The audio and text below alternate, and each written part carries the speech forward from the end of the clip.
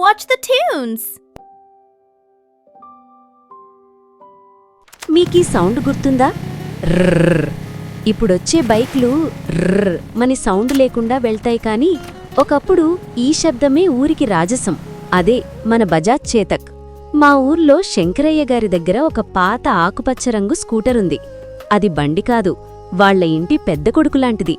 పొద్దున్నే శంకరయ్య గారు లేవగానే మొహం కడుక్కుంటారో లేదో తెలీదు కాని ఆ స్కూటర్ని మాత్రం తెల్లటి గుడ్డతో తుడిచి బొట్టు పెట్టి దానికొక దండం పెడితేగాని రోజు మొదలవ్వదు. ఆ బండిని స్టార్ట్ చెయ్యాలంటే ఒక టెక్నిక్ ఉంటుంది. కాస్త పక్కకి వంచి 2 సార్లు కిక్ కొట్టి మూడోసారి యాక్సిలరేటర్ ఇస్తే డుబ్ డుబ్ డుబ్ అన్నది లేస్తుంది చూడు, ఆ దర్జానే వేరు. ఈ ఊళ్ళో ఎవరికి అర్జెంటు పని పడినా గుస్తొచ్చేది శంకరయ్య గారి స్కూటరే. ఎవరికైనా పావు కరిస్తే ఆ బండి అంబులెన్స్, సంతనించి సంచులు తేవాలంటే అది గూడ్స్ బండి, పిల్లల్ని బడికి తీసుకెళ్లాలంటే స్కూల్ బస్సు. శంకరయ్య గారు ఆ బండి మీద కూర్చుంటే ఏదో సింహాసనం మీద కూర్చున్నట్టు ఫీలవుతారు. కానీ అదే ఇంట్లో ఉన్న ఆయన కొడుకు వంశీకి మాత్రం ఆ బండంటే పరమ చిరాకు. వంశీ ఇప్పుడు టౌన్లో ఉద్యోగం చేస్తున్నాడు. చేతిలో స్మార్ట్ ఫోను, జేబులో క్రెడిట్ కార్డులు. వంశీకి ఆ పాత డొక్కుబండి ఇంటి ముందు ఉండటమే అవమానంగా అనిపిస్తుంది. వంశీ ఎప్పుడూ నాన్నతో గొడవ పడుతుంటాడు. ఒకరోజు వంశీ అంటాడు, నాన్న, ఈ డక్కునెన్నాళ్ళు మోస్తావు? రోడ్డు మీద వెళ్తుంటే జనం నవ్వుతున్నారు. పొగ తప్ప పరుగులేద్దానికి. అమ్మేసి కొత్త బైక్ కొందాం పదా. నీకు నడక రాకముందు నుంచి అది నడుస్తుందిరా. నిన్ను హాస్పిటల్ నుంచి ఇంటికి తెచ్చింది అదే. నువ్వు 10th పాస్ అయినప్పుడు స్వీట్లు పంచిపెట్టింది అదే. దాని డొక్కు అనకు. వంశీకి ఈ సెంటిమెంట్లెక్కవు. అతనికి కావాల్సింది స్పీడు, స్టైలు. ఒకరోజు వంశీ ఇంటికి కొత్త స్పోర్ట్స్ బైక్ తెస్తాడు. నిగనిగలాడే రంగు, డిజిటల్ మీటరు, దాని పక్కన ఆ పాత చేతకి నిలబడుంటుంది. పండగ రోజు ఇంటికి చుట్టాలు వచ్చారు. అందరూ వంశీ కొత్త బైక్ని చూసి అబ్బో అదిరిపోయిందిరా అని పొగుడుతుంటారు. అప్పుడే శంకరయ్య గారు తన పాత స్కూటర్ మీద సంచులు వేసుకుని వస్తారు.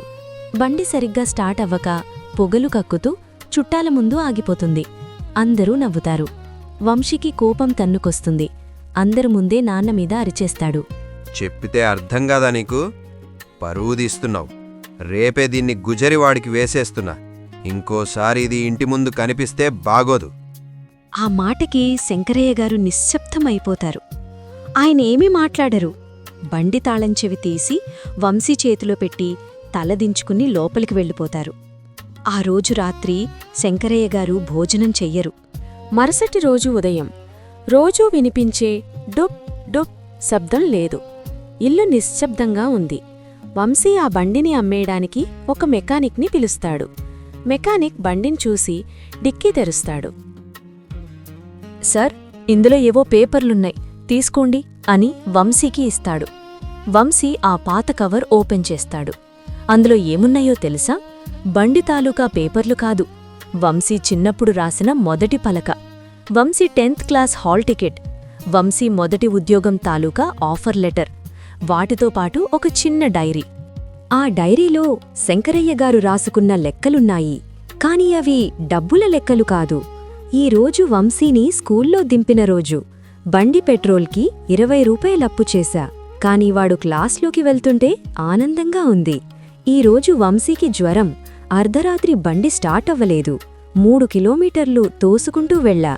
బండి బరువు కన్నా వాడి జ్వరం బరువు నా గుండె మీద ఎక్కువ ఉంది. వంశీకి ఒక్కసారిగా కళ్ళు తిరుగుతాయి. తను ఈరోజు ఇంత వేగంగా కొత్త బైక్ మీద వెళ్తున్నాడు అంటే నాడు నాన్న ఆ పాత బండి మీద పడ్డ శ్రమ కారణమని అర్థమవుతుంది. ఆ స్కూటర్ కేవలం ఇనుము కాదు, అది తన తండ్రి జీవితం. మెకానిక్ అడుగుతాడు, సార్, బండి పట్టుకెళ్ళనా? 2000 ఇస్తాను. వంశీ కళ్ళల్లో నీళ్లు. వద్దు, ఇది అమ్మకానికి కాదు. వంశీ ఆ రోజు ఆఫీస్కి సెలవు పెడతాడు. కొత్త బైక్ని పక్కన పెట్టి ఆ పాత స్కూటర్ని నీళ్లతో కడుగుతాడు. తుప్పు పట్టిన చోట పెయింట్ వేస్తాడు. సాయంత్రం శంకరయ్య గారు బయటకు వచ్చేసరికి స్కూటర్ మెరుస్తూ ఇంటి ముందుంటుంది. వంశీ స్కూటర్ స్టార్ట్ చేస్తాడు. ఆ పాత డుబ్ డుబ్ శబ్దం ఇప్పుడు సంగీతంలా వినిపిస్తుంది. నాన్న, ఎక్కండి, గుడికి వెళ్ళాం. వంశీ పిలుస్తాడు. శంకరయ్య గారి కళ్లల్లో ఆశ్చర్యం, ఆనందం. ఎప్పుడూ నాన్న వెనక కూర్చునే కొడుకు ఈరోజు నాన్నని వెనక కూర్చోబెట్టుకుని నడుపుతుంటాడు. ఊర్లో అందరూ ఆశ్చర్యంగా చూస్తుంటారు. కొత్త బైకులు ఎంత స్పీడ్గా వెళ్ళినా పాతబండి ఇచ్చే భద్రతా జ్ఞాపకం ఎప్పటికీ గొప్పే. తండ్రిని, తండ్రి వాడిన వస్తువులని ప్రేమించండి. ఎందుకంటే అవి పాతబడిపోయి ఉండొచ్చు, కాని వాటి పునాది మీద మనం బతుకుతున్నాం. ఆ రోజు సాయంత్రం సూర్యుడస్తమిస్తుంటే ఆ పాత స్కూటర్ శబ్దం ఇంకా వినిపిస్తూనే ఉంది. అది కేవలం ప్రయాణం కాదు,